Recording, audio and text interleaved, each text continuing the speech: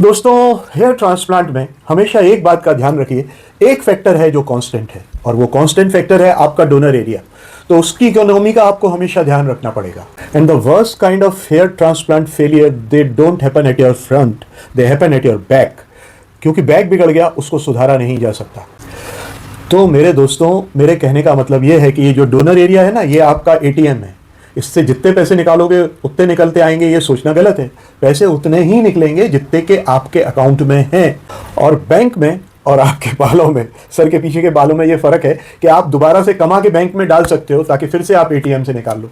ये एटीएम जो है ना, ये फिक्स्ड है। ये आपको पैदा होते समय मिल गया था, डोनर एरिया का एटीएम। अब इसमें से एक लिमिट से ज़्यादा आप नहीं निकाल सकते। और दुख की बात मेरे को तब लगती है, या मुझे दुख तब होता है, जब मैं देखता हूँ कि कुछ क्लिनिक्स ऐसी हैं जो कि इसको अनलिमिटेड एटीएम जैसा यूज़ करती हैं। कितने भी बाल पीछे से निकाल लेती हैं और उसके बाद वहाँ पे खाली हो जाता है और फिर आप कुछ नहीं कर सकते। टोटल यूजेबल ग्राफ्ट एक सर में करीब करीब 5,500 से लेकर 9,000 तक फॉलिकल्स यहाँ से मिल सकते हैं, depending on the hair density you है। हम हर ज़रूरत को, फ्रंट की ज़रूरत को अलग रखें, मिड स्कैल्प की ज़रूरत को अलग रखें, क्राउन और पोस्टीरियर स्कैल्प की ज़रूरत को अलग रखें।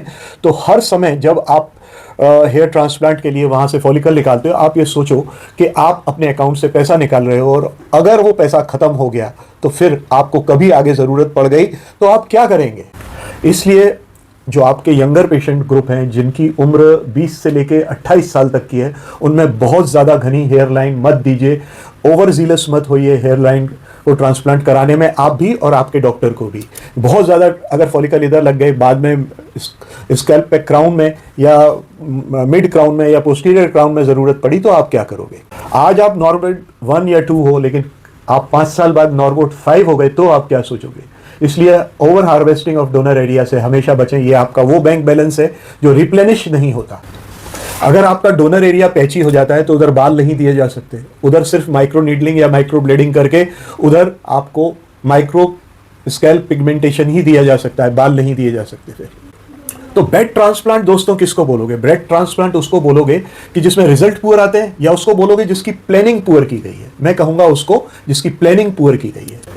तो अच्छा सर्जन कौन है, जो आपको सामने बहुत सारे ग्राफ्ट्स दे देता है, वो या वो कि जो आपको सामने एक एमिकेबल डेंसिटी दे दे और पीछे भी आपके ग्राफ्ट बचे रहें। मेरे हिसाब से वो। और देखिए, जब आप सर्जन को छोड़ के हेयर टेक्नीशियन या इनअप्रोप्रिएटली क्वालिफाइड डॉक्टर्स के पास चले जाते हो, तो ये जो चीज़ मैं आपको बता रहा हूँ ये बिल्कुल इग्नोर हो जाती है and you land into A catastrophe. मेरे दोस्तों, हेयर ट्रांसप्लांट एक दिन का प्रोसीजर नहीं है, ये एक लाइफ टाइम कमिटमेंट है आपके सर्जन की प्लानिंग का आपके साथ। तो जब भी हेयर ट्रांसप्लांट के लिए जाएं, अपने सर्जन से पूछिए कि सर आप कितने बाल मेरे पीछे से निकालने वाले हैं डोनर एरिया से, और मेरे मनी बैंक में कितने बाल छोड़ने वाले हैं मेरे आगे आने वाली बॉल्डनेस के लिए। अगर आपको आपके डोनर एरिया के बारे में और उससे आपकी एज के रिलेटेड कितने फॉलिकल्स लिए जाने चाहिए और आपका डोनर एरिया बाकी एरिया को कितना कवर कर सकता है, और बाकी एरिया की डेंसिटी मैच करने के लिए ट्राइको स्कैन पे आपके फॉलिकल की स्ट्रेंथ कितनी आती है, ये देखना है तो आप कभी भी मेरे पास आ सकते हैं। पर हमेशा याद रखिए कि पीछे का एरिया लिमिटेड है, उसका हमेशा ख्याल रखिए, उसकी हमेशा इज्जत करिए।